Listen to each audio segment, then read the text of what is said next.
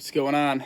Back again, day 4 in the basement today. A little too chilly out for me to sit outside, so brought it inside again.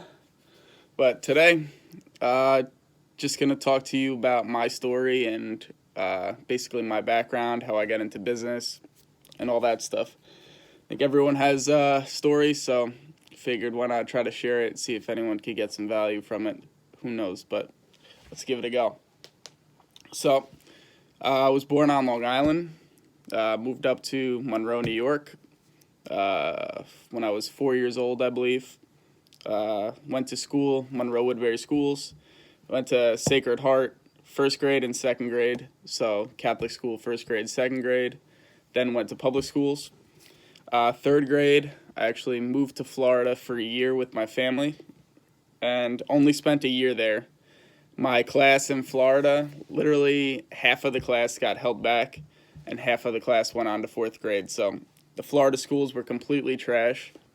We moved back to New York, same house as before. I redid third grade, so if no one knows, I did third grade twice, and I'm a year older than everyone that was in my grade. So it ended up being one of the best things that ever happened to me. I formed a great friend group in my grade, and the rest is history. So did third grade twice, went through high school, Monroe Woodbury, and then in Monroe, that's right around like sophomore year is when I started to get a little business minded, trying to figure out what I wanted to do with life. So I started doing some side hustles. I actually flipped OtterBoxes, so iPhone cases. I flipped quad tires and dirt bike tires, and basically anything I could get my hands on. So if you were in my high school class, I probably asked you if you had anything for sale or tried to bargain with you and make a deal with you. If you're one of those people, you know exactly what I'm talking about. But basically what I did was just try to hustle and buy and sell anything I could. So my knack was kind of buying and selling things, and I was pretty good at it. So I continued to do those things. I started hanging out with people that were riding and buying and selling dirt bikes and quads, and I saw that they were making some decent money. So I actually started doing that, started buying and selling quads and dirt bikes and motorcycles and stuff like that.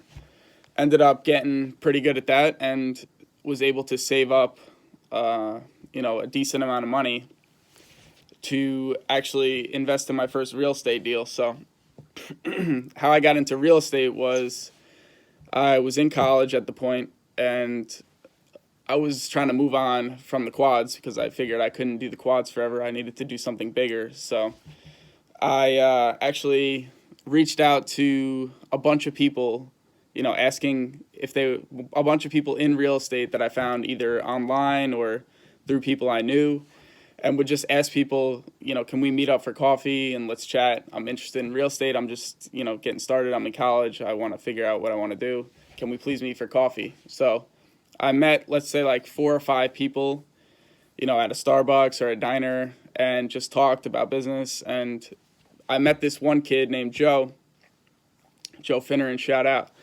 And he actually ended up mentoring me, and I interned with him for 6 months. So he had a junk removal business also, and I worked in his junk removal business for 6 months for free, no pay, was removing junk. And then after that, after we did all our work for the day, he would show me his real estate business and how he did his real estate business. And he had a bunch of rental properties and was doing flips and stuff. So it was a really good relationship. It was a really good friendship, and it worked out great.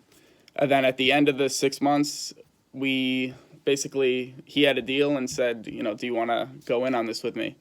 And I said, of course, obviously. So we went in on that deal together. That deal went great.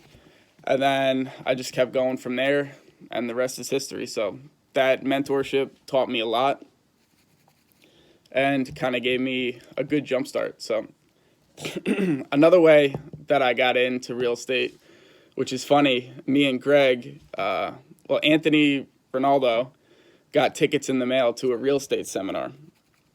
And me and Greg were like, yo, we got to go to that. Like, me and him were talking about business, and really we're trying to get something going. So we hopped on it and went to this free real estate seminar at the Ramada Hotel in Newburgh. So we went to that, and then it was basically just a sales pitch to join like the master class, which was $1,000, and it was an upgrade. So I was kind of iffy about it. Greg was all in, and Greg convinced me to join, and I did. And it was, at the time, that was a lot of money to us. It was $1,000 each to join this class, and I'm so glad we did, because we learned a ton, and basically we just put our money where our mouth is. So it wasn't like, oh yeah, I want to do real estate, da da da. It was like, all right, we just spent $1,000 on this. Like, we got to make this work. We're not gonna just spend the money and then go do nothing. So after that, we kind of took massive action and pretty much hit the ground running. And we probably didn't know what we were doing at the time. There was a lot of deals that came our way that now would have been amazing deals, and I would have bought them immediately, but we didn't have the knowledge or the know-how to know that it was a really good deal. So we passed up on a lot of good stuff. We were scared, and we didn't end up doing our first deal until probably maybe almost a year later. So it was a year of just, telling everyone what we're doing real estate, but we're really not getting any results. So it was tough. It wasn't, it definitely wasn't a get-rich-quick scheme. It was a lot of hard work and a lot of failing and a lot of moving forward and a lot of believing in yourself, because when you are doing something for a year and you don't do a deal, it starts to get tough. So, but we pushed forward, ended up doing a deal, and, the rest is history. We just kept pushing forward, kept doing deals. And now I've probably done, over 20 real estate flips. So, yeah, that's it. So this year, trying to just keep pushing that limit, keep pushing forward, keep growing. And, that's pretty much my story of business and life. So I'd love to hear your stories. And if anyone has any questions about business or real estate, feel free to reach out. I'm always looking to help some people. So everyone have a great day. Enjoy your quarantine.